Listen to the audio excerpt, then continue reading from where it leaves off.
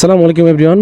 তো আমার এই দীর্ঘদিন এই এফজেড ভার্সন 2 রাইডের কিছু মন্তব্য আপনাদের সাথে শেয়ার করি, তাতে আপনাদের হয়তো বাইক কেনার ক্ষেত্রে কিছু একটা সুবিধা হবে।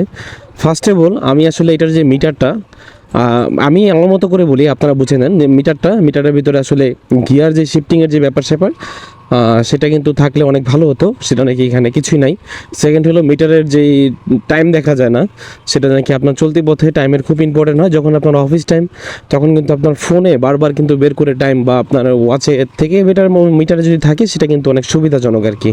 তো এই দুইটা জিনিস যদি মিটারে আপডেট করে, ব্যাকডেটেড মিটার থাকুক এই মিটারটাই থাকুক সমস্যা নাই, বাট এই দুইটা জিনিস যদি আপলোড করে তাহলে আমার কাছে মনে হচ্ছে যে না, মিটার চলবে, সমস্যা নাই। আসলে মিটারটা অতটাও বেশি ইম্পর্টেন্ট না। এই কিছু কিছু জানি সাবজেক্ট, মানে গুরুত্বপূর্ণ সাবজেক্ট, এগুলো থাকলেই আর কোনো কিছুর প্রয়োজন হয় না।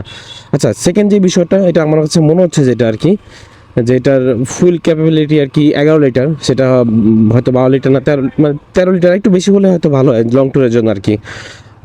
থার্ড যে বিষয়টা হলো, এটার আমার মনে হচ্ছে যেটা, এটার বিল কোয়ালিটি বা একটু দেখা যায় নরম পাতলা, মানে বাইকটাও একটু আর কি, এক কথায় বলতে গেলে একটু পাতলা টাতলা আর কি, এরকম আর কি, ছোটোখাটো বাইক আর কি। মেন কথা হলো যে এই জিনিসটা যদি একটু মানে হার্ড করা যায়, বা বিল কোয়ালিটি যদি আরেকটু ভালো দেয়, যেহেতু প্রাইস কিন্তু আপনার 2,43,000 টাকা মার্কেট প্রাইস ওনাদের ধার্য মোতাবেক, তাই না?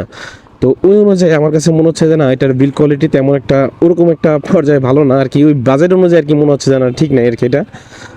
একদম প্লাস্টিকগুলো বেশি নরম দিয়ে ফেলছে, আমার কাছে মনে হচ্ছে না প্লাস্টিকগুলো একটু হার্ড আর একটু ভালো দেওয়া উচিত আর কি।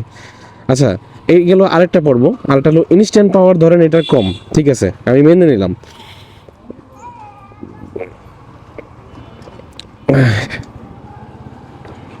আচ্ছা,